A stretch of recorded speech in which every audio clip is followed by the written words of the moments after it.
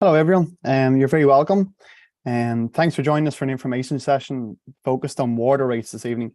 Upcoming projects and sustainable service delivery in both the North Pender and South Pender water systems. My name is Aidan Buckley. I work as the Manager Communications and Engagement with the Sunshine Coast Regional District. I want to start by acknowledging that the Sunshine Coast Regional District is located on the land of the Sechelt and Squamish First Nations. And this evening we have a panel of SCD staff who you can see here on your screen, and I'll be getting to them in a second and introducing them. We got some great information about water services in North and South Pender, and we're also going to have lots of time for questions. We anticipate wrapping around 7 o'clock. This is the first of two information sessions that we're doing this evening. The next one being on the regional water service. So our session this evening is also available on YouTube. We're live streaming right now. And I ask that if you have any neighbours or friends or anyone in your community who hasn't been able to make it to the session this evening, please feel free to share it with them. The link will be available right after the meeting has finished up. So there's three ways to ask a question in this virtual session. On the bottom of the screen, you're going to see a little hand. And you can click that little hand and I can promote you into the meeting to ask the question directly to the panel. You can also type your question into the Q&A. And the chat function is also available on the screen. If you can, if at all possible, use the Q&A as much as possible. It'd be great. It just helps us keep track of all of our questions. So to our panel here, I'm just going to start by introducing Tina Perot, who's our Chief Financial Officer, and also Remco Rosenboom, who's our General Manager of Infrastructure Services. We're also joined by some of our SCRD directors, and they may choose to add to some of the information being provided by Remco and Tina as this session continues. So Remco, I'm going to ask you to start sharing your presentation, and we'll kick off. And like I said to everybody, if you would like to ask a question at any point, you can do so in the Q&A, and we'll make sure we get to them here at the end of Remco's presentation. So fire on there, Remco. Okay, thank you, Aidan. I will start with some slides, then Tina will take it over, and then I will finish off again. So it will be a combination of Tina and I presenting. So as Aidan indicated, this presentation is related to the water rates for North and South Pender for 2023. So the agenda of today's evening is we'll talk briefly about how we deliver the services and how they're funded. They're funded by in two ways: user fees and frontage fees, and we'll provide a little bit more detail on what they are and what they're actually funding. What are they used for? So we provide an overview of the water budget for 2022, which provides some more insight as actually where the money is being spent on, some of the challenges we're facing in providing this service to North and South Pender for the North and South Pender water service. What is actually being accomplished? What are we actually getting done with all the funding we receive? We will do a look ahead for the budget for next year, and then there's tons of questions, tons of opportunities for question and answers. So to start off, the SRD has three water services. We have the regional water system, which includes several water systems like Chapman, Langdale, Egmont, Cove Quay, Eastbourne, Grantham, and Solms. So all of them are combined into one service we deliver, and the other two are one for North Pender and one for South Pender.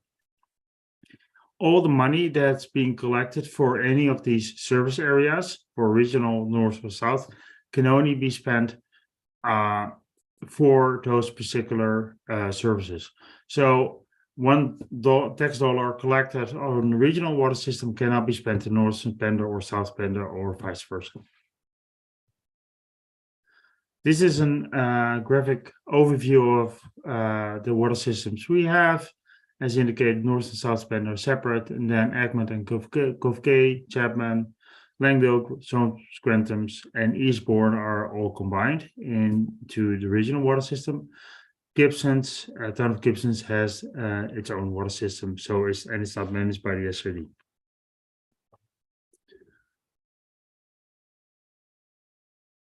So we have utility bills, as I indicated, we have user fees, and we have parcel tax. The user fee is collected through what we call a utility bill, which is sent in April, and it really funds the day-to-day operations and maintenance of our water services. And any remaining funds at the end of the year are being transferred to a reserve fund. I always say we have a checking account and we have a saving account. Saving account is our reserve fund. So here 2 pictures. One is of Garden Bay and one is of our South Pender treatment plant. The operations and maintenance of those both those systems are being funded out of user fees.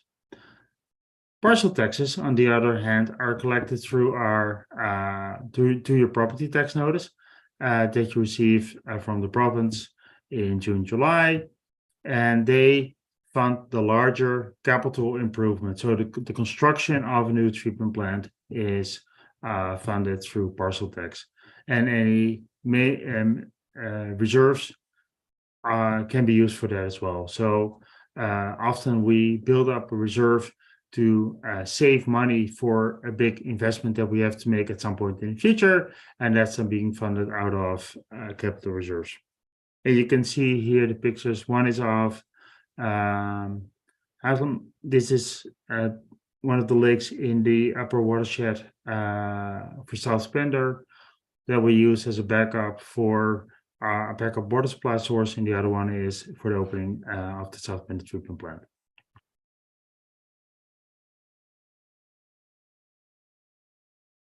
So what are they actually being used for, these funds? Staffing, of course, is paid for that. I indicated water treatment is funded from these sources. All the sampling we have to do for Vancouver Coastal Health, we have to do frequent sampling of our for water quality several times a week. That's being funded out of user fees. Water monitoring, in terms of we can operate a lot of these systems remotely, which saves us a lot of driving time. So all the sensors, etc., associated with that are paid for out of the user fees. Environmental monitoring that is required to meet our permit requirement, the actual distribution, the pumps, the electricity costs associated with that, routine maintenance of the system, materials and supplies, any minor upgrades to our treatment plant. So if there is some instrumentation that is failing or that's at the end of its life, we replace that out of our user fees because it's a minor improvement.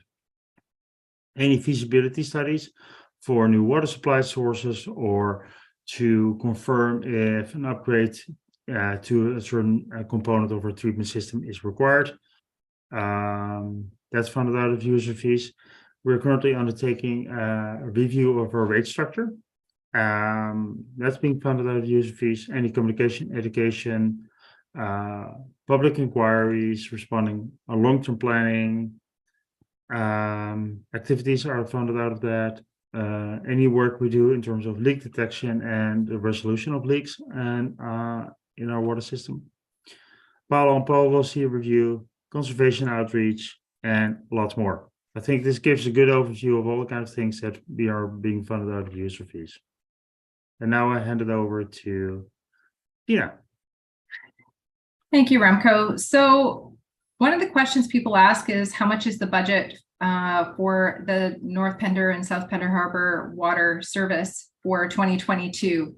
So here we have depicted what our operational costs as well as our for both of the services. So North Pender is a smaller service than South Pender in that it's about roughly half. And so it was about 721. So getting back to what Remco was saying, where does the money go? You can see here that a lot of the charges go towards supporting the system through wages and benefits for each of the service, as well as operating costs. So this will be things for, materials and supplies, as well as various regulatory items that have to be done for the service.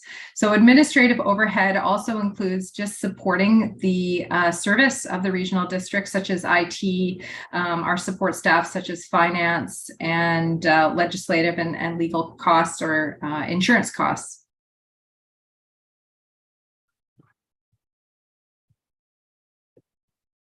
So we have several challenges that we're seeing for these systems, but also for other systems related to the operations of these systems. We have supply chain shortages for a lot of our supplies, and as is the case usually when there's a shortage of supply, it takes longer to get them, but they're also at a higher cost.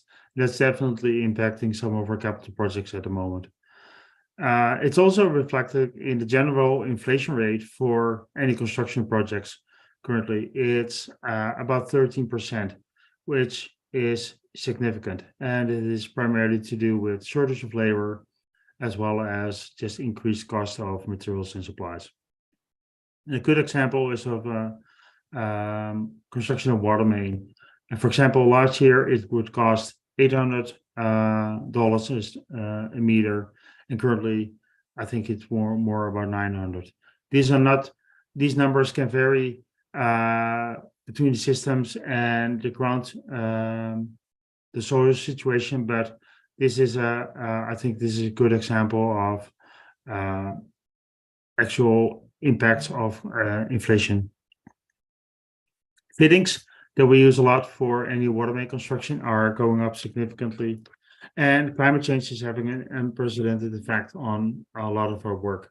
And a good example of that is water main breaks. Last year, the atmospheric river caused 2 major water main breaks and boil water advisories for certain areas.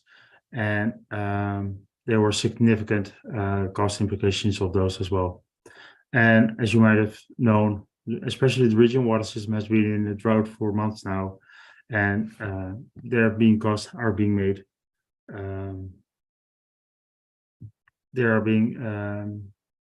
Costs are being made there as well. And these are actually primary costs that are related to our capital projects. Our operating projects are also impacted by these primarily inflation rates, but these challenges are primarily related to our capital projects. Tina.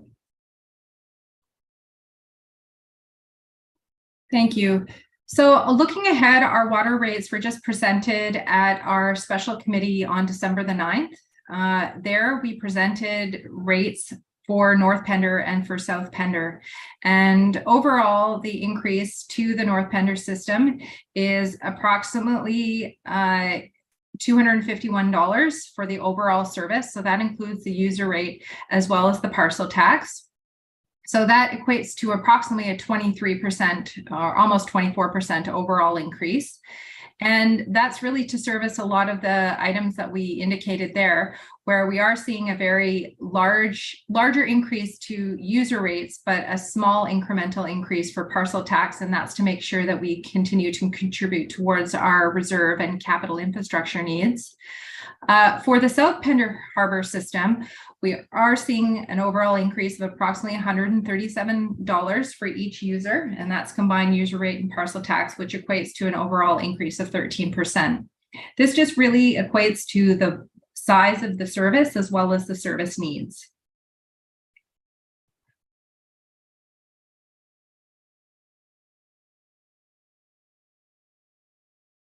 So another thing that has been questions over the last couple of years is when people receive their utility bill, are they able to make installments? And so even though the regional district issues bills one time, sometimes receiving the bill late April or early May, the due dates are usually mid-June sometime, people are wondering if they can have incremental payment plans.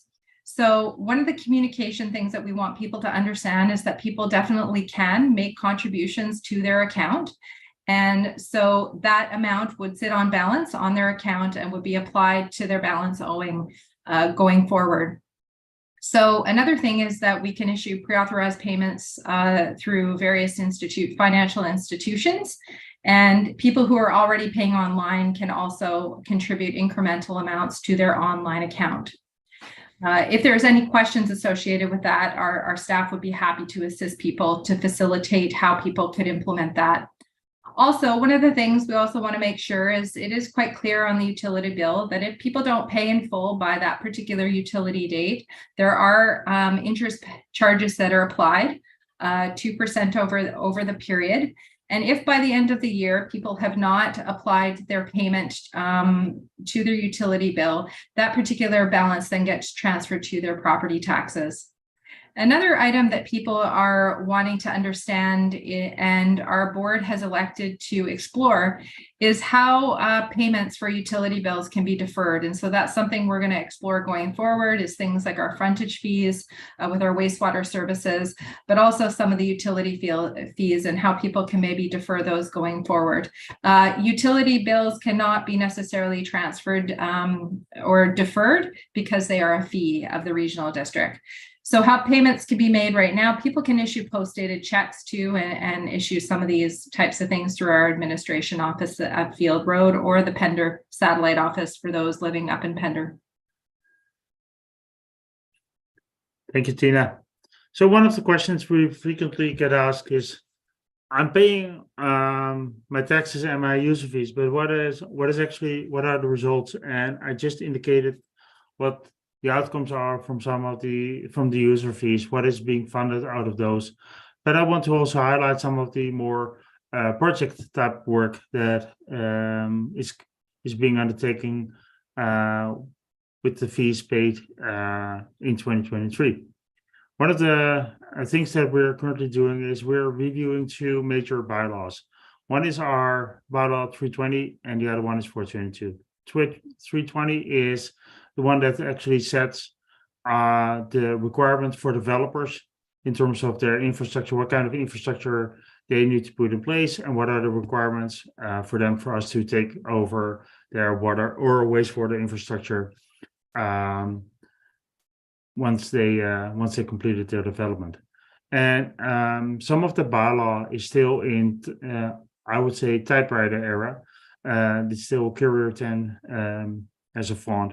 So I think that's way outdated and is currently being updated. The other one is bylaw 422, which is our water rates and regulation bylaw that outlines all kind of regulations around the use of water.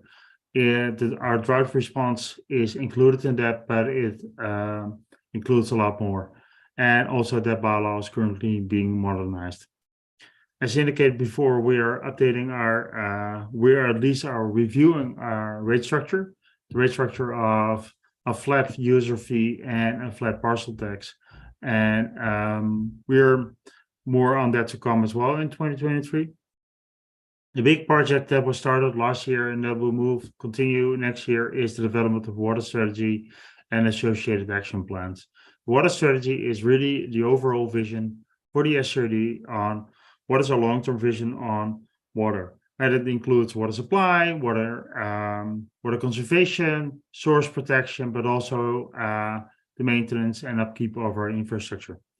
And one of the big things that will happen in 2023 is that the strategy itself for the entire SRD will be presented to the board and to the community for input.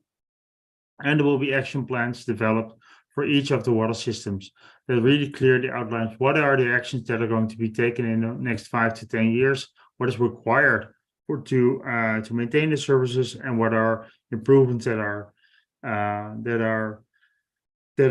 in the pipeline, and what will they cost. And another project, especially for South Pender, is we have to do some work on the McNeil Lake Dam. That work will we went through the permitting and engineering in 2022, and in 2023 in the summer we hope to do the construction of the safety upgrades to that dam. North Pender, as many users of the North Pender system know, there are times in the year when the water turns brown in that system, and that really has to do with changes in water quality in Garden Bay Lake that we contribute to climate change. There's more stratification and turnover of the lake happening than was before, and that's causing turbidity and algae growth, and as a result, turbidity and brown water. In order for us to reduce that, we might need to significantly improve our water treatment at the Garden Bay treatment facility. We're currently completing a feasibility study for that, but the first results are such that it might require the construction of an entire new treatment plant there at a cost of $8 to $9 million, which would be a huge undertaking, especially for a service as small as the North Pender service is. And there's still water main replacement to be done in North Pender because there's still some asbestos main in the North Pender system, and there are definitely also areas where there is low fire flows currently available because of limited pipe sizes. So I indicated as well. So what's going to happen in the next year? We are going to develop those action plans. We need to continue to work on our aging infrastructure, water mains, but also pump stations that are older and that might need to be replaced at some point. The impacts of climate change is not only on treatment, we see that in the North Pender system, but also, for example, our Agman system is having those issues. But we're also seeing that climate change is increasing our risk to flooding and of roads, of washouts of roads, and as a result, impacts to our water mains. We are currently finalizing our capital plans, our asset management plans, and those plans are intended to really provide a good overview of what is the preventive maintenance needed on our infrastructure, and what are the financial implications of those. So more on that to come in 2023 as well. And the rate structure review, I already indicated that more to come on that as well next year. And I'm happy to open the floor for any questions. Thank you. Thanks, Remco. Thanks, Tina. So those who've just joined us there in the last little bit, if you're looking to ask a question, feel free to raise your hand, just as GM Roll there has, and I'll bring you into the conversation right now. You can also go ask a question on the Q&A and in the chat too. Just to address one question, the Q&A, I see Connie from the Coast Reporter. Connie, I'll send you an email at the end just once we have a tally of everybody who's here. Currently we got 10 attendees here, and we got a few directors, and also our CAO is in attendance too. So I'm just going to bring you into the conversation here, GM Rowell. I hope I'm pronouncing that okay. And you can feel free to ask your question there whenever you like. Can you hear me? Yep, we can hear you perfect. Yeah. Hi, sorry, it's Greg. I think my profile just says GM Rowell. No, I say Greg. So what was the rate increase last year?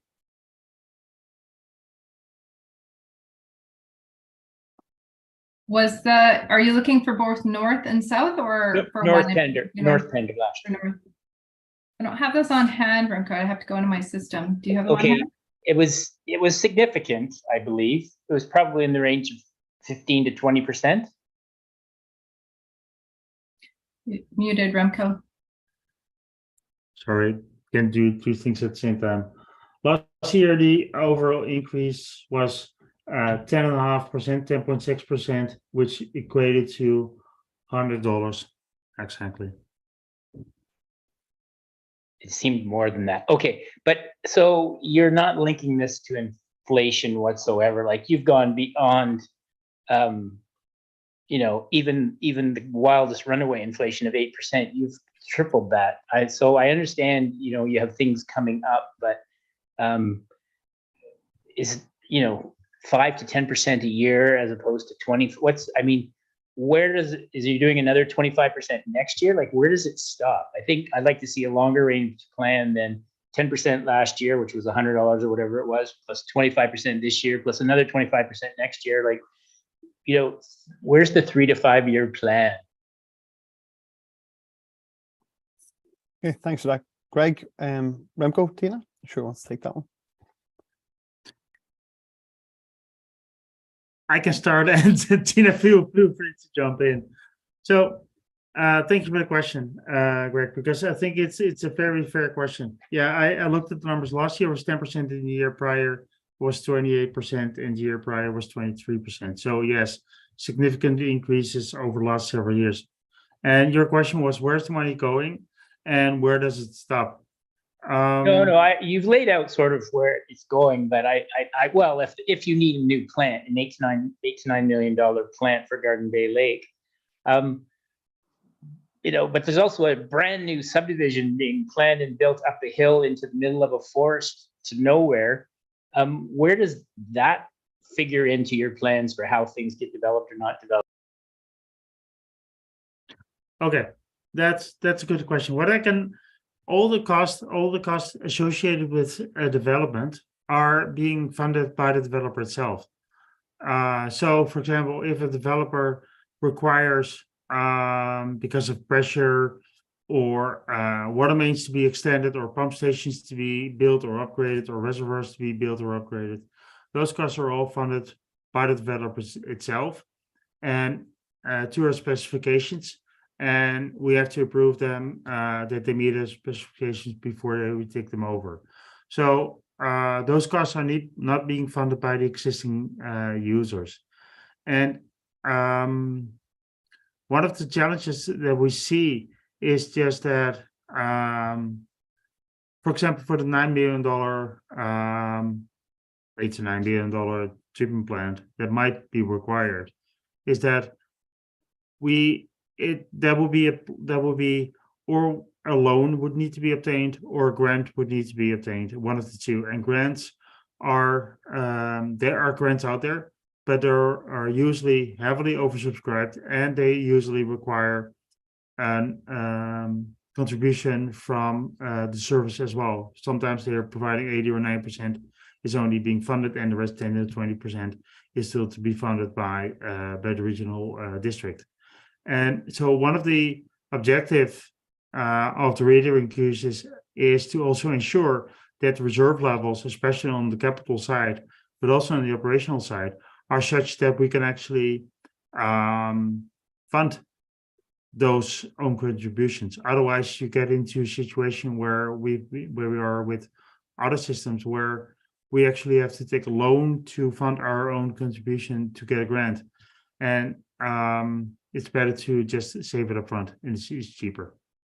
So, Tina, anything to add before I start rambling? Well, I think a similar question was asked from some of our board of directors on Friday.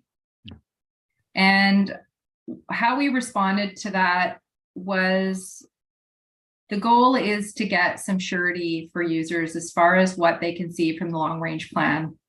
And how we achieve that is through some of the work that's being underway right now. So we can have some sort of vision or understanding of what that is. I'm not sure how long you've lived in the area, but when we took this system over, both of these systems back in 2006 and 7, there was a lot of deferred maintenance. And some of that deferred maintenance in those particular systems have not even been completed yet.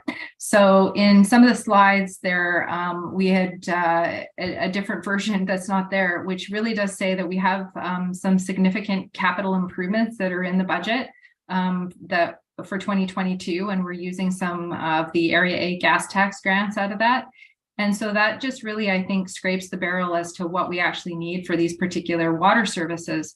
So I think that's part of the challenge is we are doing a lot of catch up in those particular systems. And so what we're trying to do is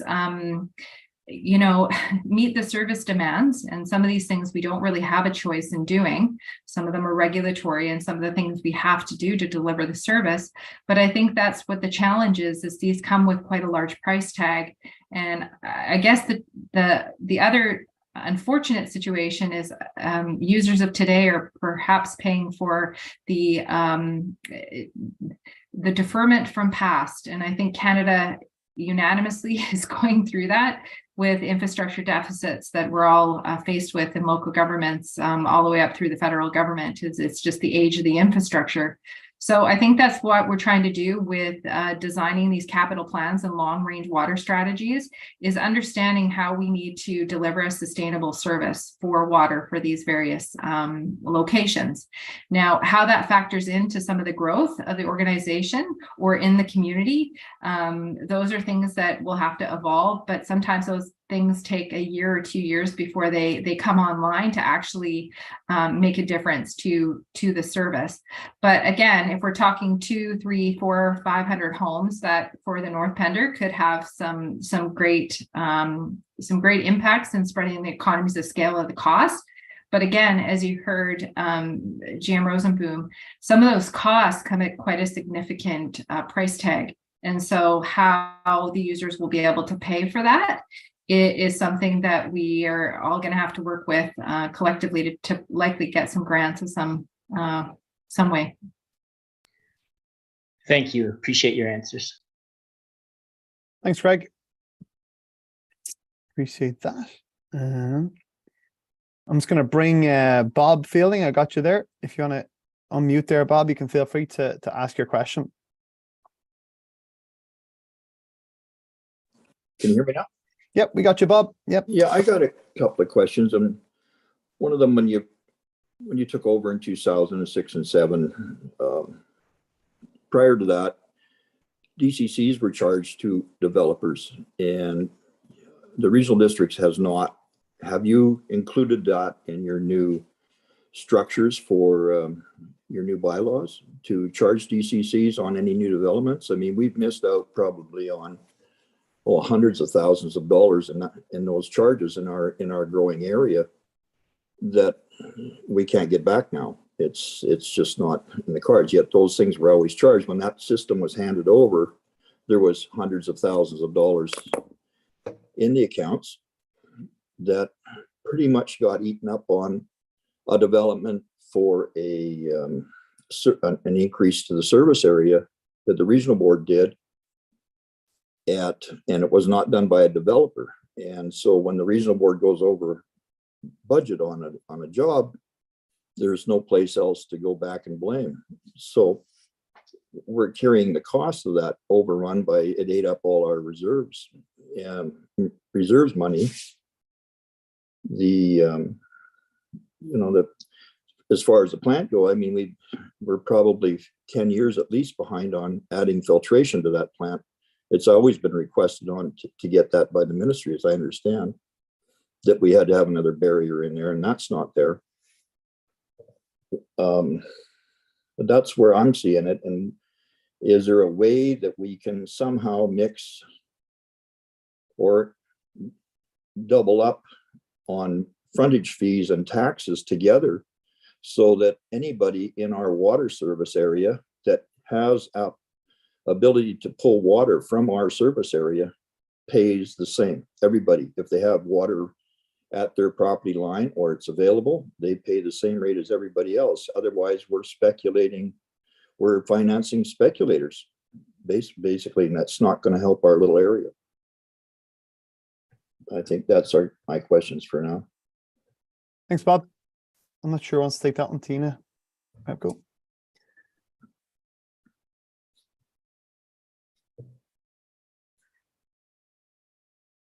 While we're unmuting there, just so you know, Greg, I see you got your hand up again, and I'll promote you into the meeting here shortly, and you can ask your question. And Tina, well, I think I was just pausing there to take a look. At the end of October at a committee of the whole, we did present what the status of some of the DCC accounts were for both the North and South Pender. And so if there's a new development that comes online for either of those services, they would be charged to DCC. So that particular thing is still in place. If these particular developments are really just coming to fruition now and have been sitting there dormant for many years, we'd have to do some research as far as how far back those particular developments, but anything coming through would have likely have been receiving a development cost charge. So I think as at November or October of this year, the North Pender Harbor Water Service DCC's closing balance was only about $38,000. And the South Pender had just a little over 200,000. So it's really not some meaningful dollars to affect any funding change. And again, those DCCs can just typically be used for very specific things, which outlined in the service. So for instance, for the North Pender Harbor, if we're talking about, say, a $9 or $10 million infrastructure, 38 million is really not gonna do a whole lot. Usually DCCs too are to pay for capital renewal and expansion of a service as a result of development. So part of the things that we're addressing right now are infrastructure that's been there for a substantial amount of years. So I don't know if that answers your question, Bob, but you definitely have a lot of history of this service, it sounds like, so appreciate that. That answered okay for you, Bob? Yeah, I think so.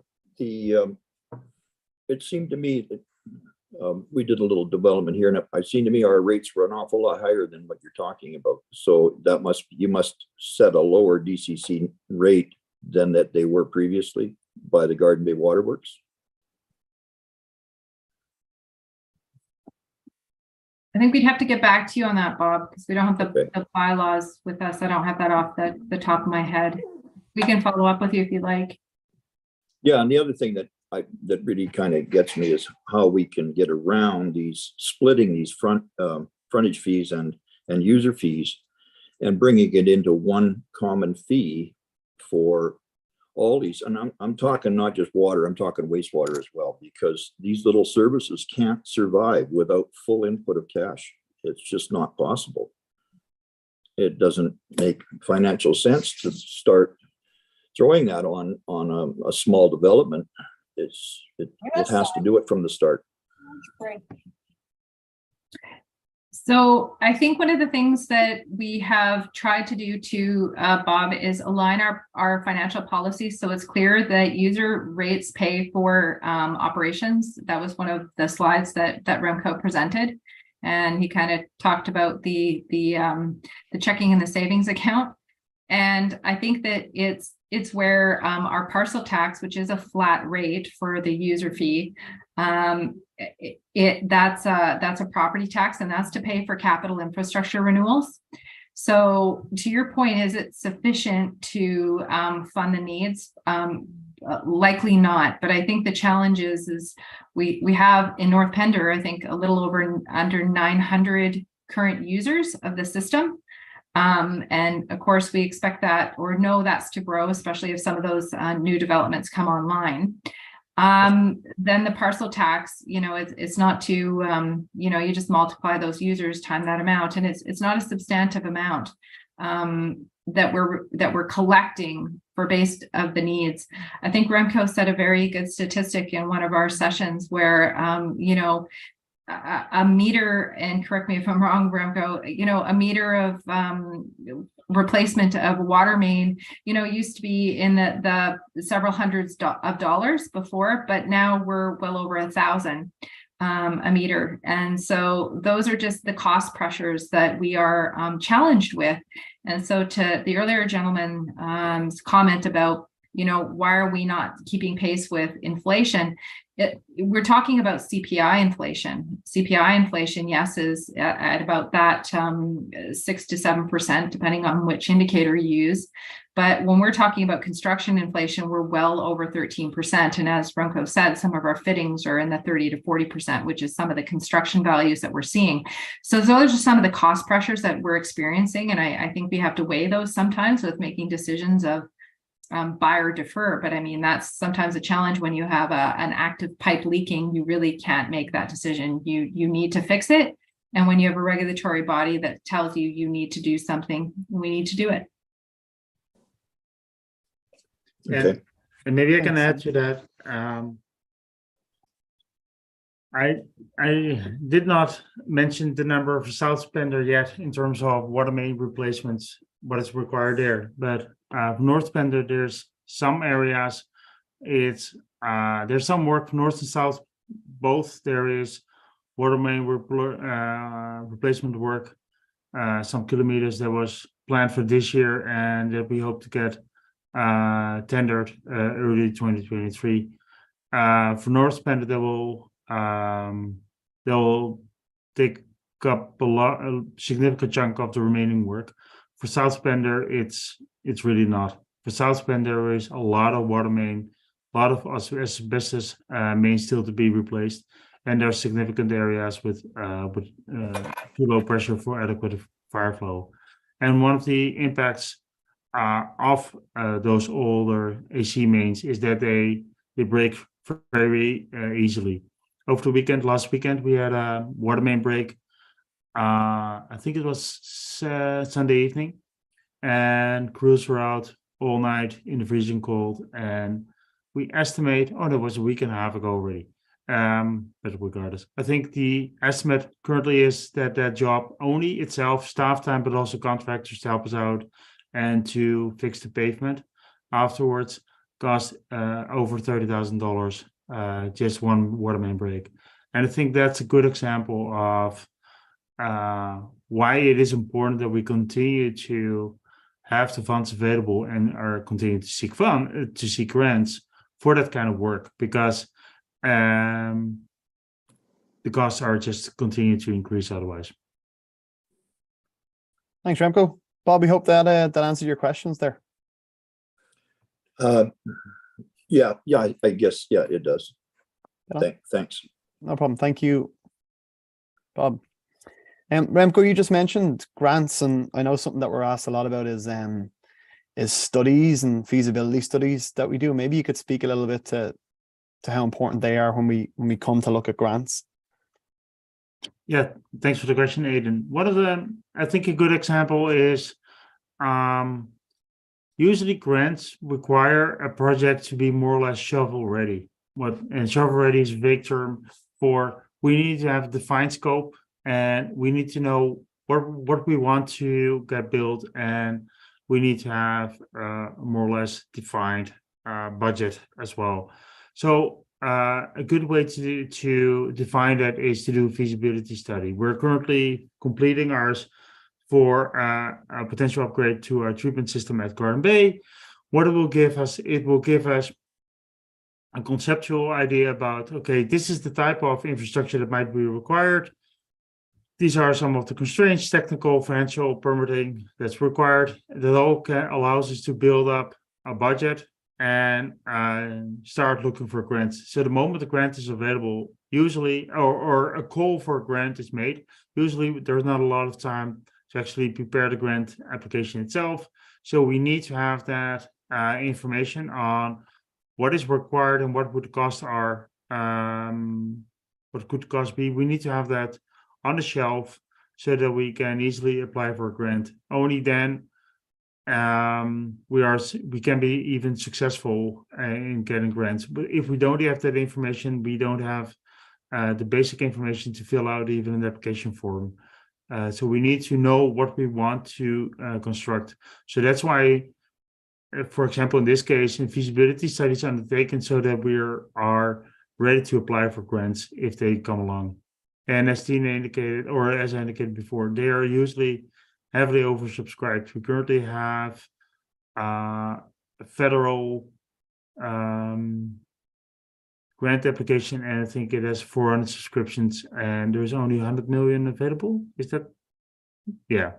So, and our submission itself is already 6 million. So you can know if there are 20 of those applications of a similar size, the 100 million is already spent, while there are 400 applications. So you can see that it's highly competitive to get federal grants and provincial grants. So the better we have to find upfront what we want and what the reasonable cost estimate are, the higher our likelihood is, or the chance is that we even get one. Thanks, Remco. Do you want to add to that, Tina? I'll move on. You good?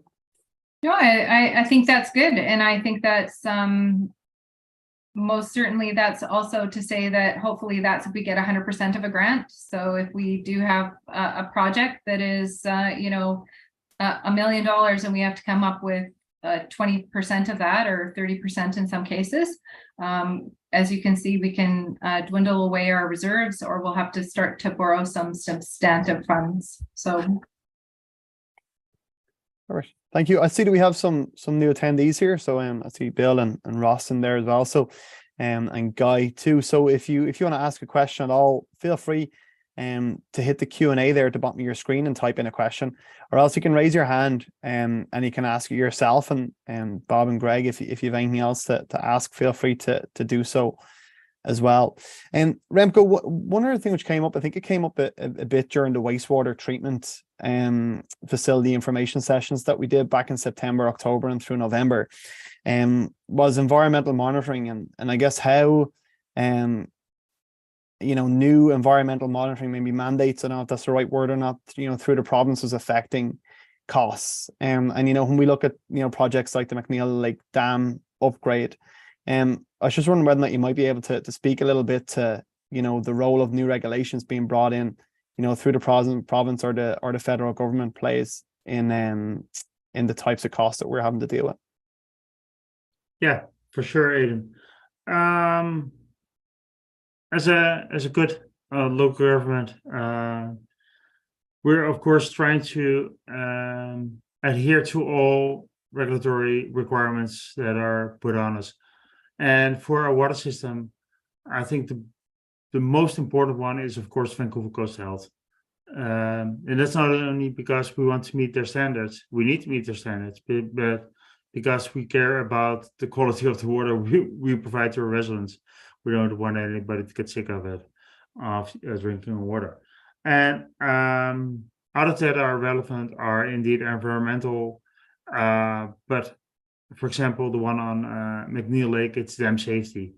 We've, until several years ago, some of our work related to dam safety was not, we were not fully meeting all the regulations. Some of the documentation was not in place. Some of the frequent or annual inspections of our dams were just not where they needed to be. So we started the process of improving that, increasing our day-to-day operations, so that we're actually meeting our dam safety requirements that we have to adhere to. And that's the case for McNeil Lake, but also for Chapman and Edwards on the regional water system.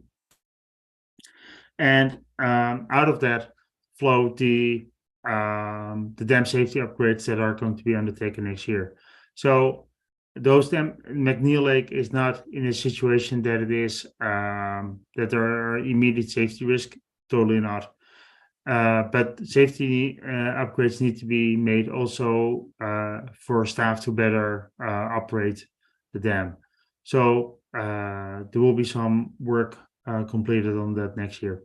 And I think it's a good example of where the SRD is going.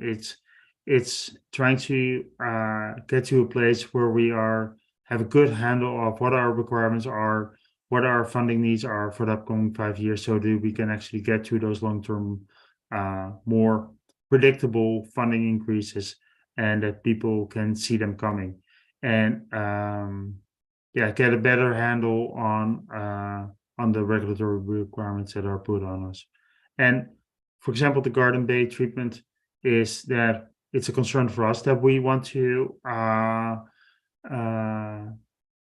upgrade the water quality for the North Pender system, but it's definitely also a strong desire, certainly at the moment still a strong desire from Vancouver Coastal Health that we continue the work, and we're working closely with them to on our side to make progress on that. All right, thanks, Remco. We got a couple of questions in the Q&A here. Thanks, Guy and Bill as well.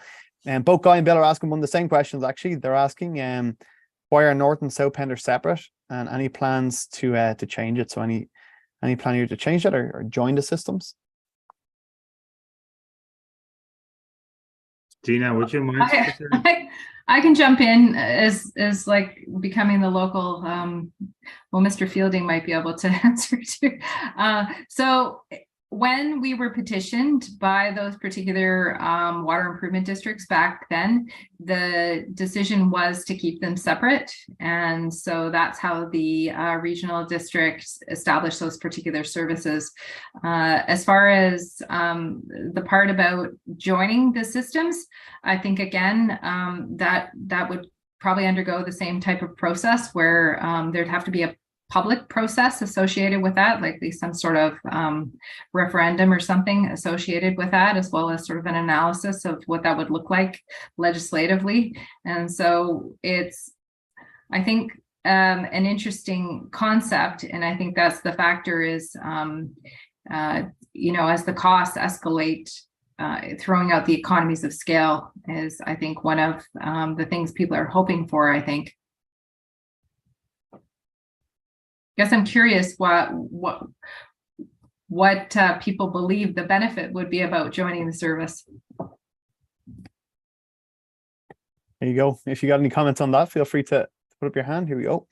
I think it's Bill who asked a question. So Bill, I'm just going to promote you into the chat here, or into the meeting. So Bill, you're in there. If you want to unmute, go ahead. Here we go. Yeah, thanks for being there. I'm sorry I'm late here tonight. I probably even had more questions if I'd have got here sooner, but the reason for joining them together is purely an emergency system in case one side goes down. And at least from where I sit, it wouldn't take an awful lot to join those two systems together. You're talking about a small strip of pipe that would go across the Narrows here from one side to the other. And I'm not sure why you would have to have a referendum for that sort of thing to happen.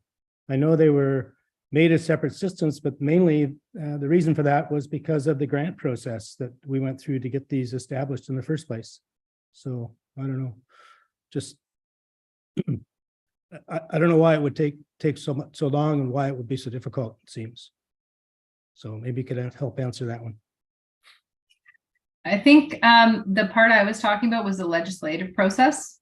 I think you're talking the mechanical or the system-based process. So I think they're two separate concepts. Yeah. Who has any comments on that? Yeah, I can talk about the operation, the technical side. I think this idea about merging system also came up in our public or connecting systems. It's not joining, but it's more the connecting.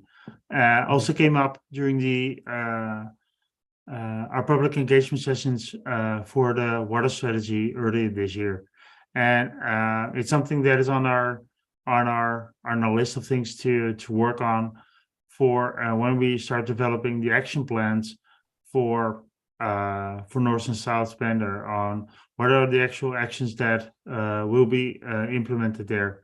And is that indeed a connection between the system for emergency purposes?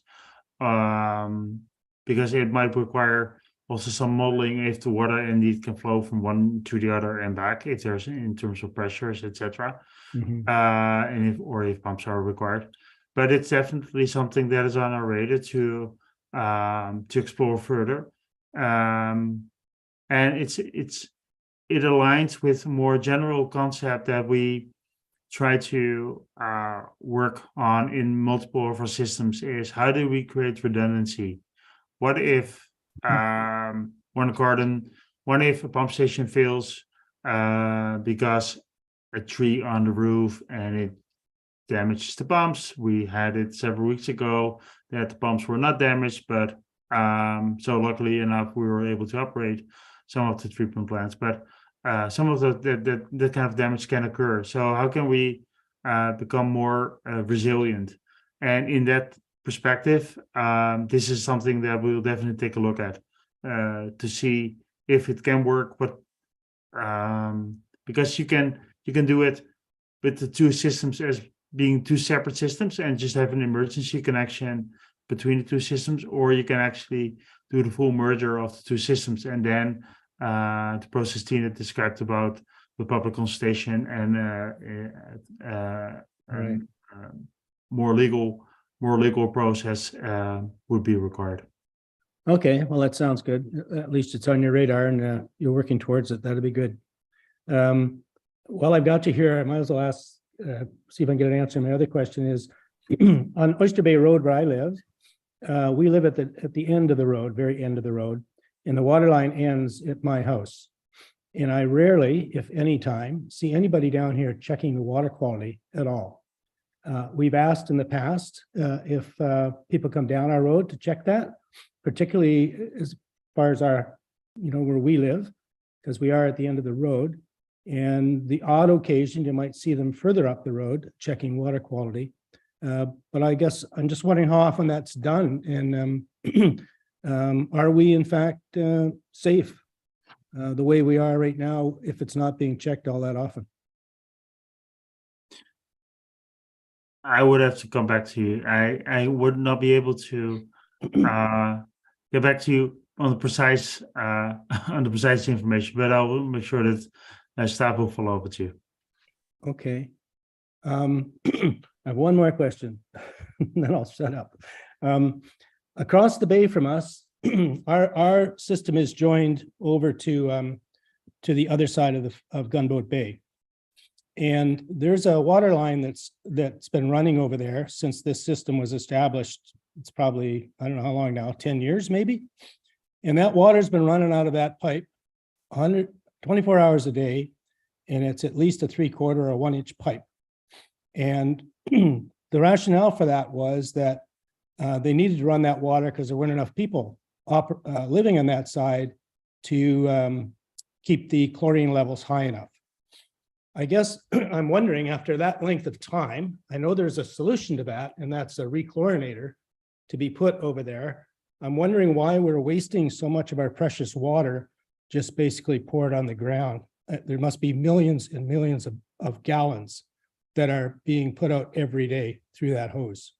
So you probably don't have an answer to that now, but I'm just wondering if anybody's talked about it as trying to fix that as a problem, wasting water, and also there's a cost to do that. I understand that, but maybe that is something that should be considered in the budget in the future. Okay, I'm making notes as you speak. Thank you. And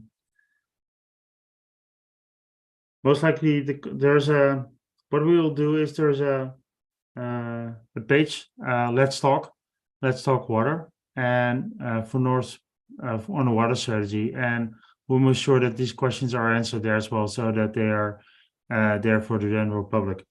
And then if you can just send your email address to infrastructure@srd.ca, then I'll make sure that you get the answers directly from us as well. Okay, I'll do that. I just and shared that I'll send it to Bill. Lenley, our area rep as well. So I'm sharing it to you guys as well that way. Great. Perfect. Thank you very much for your help.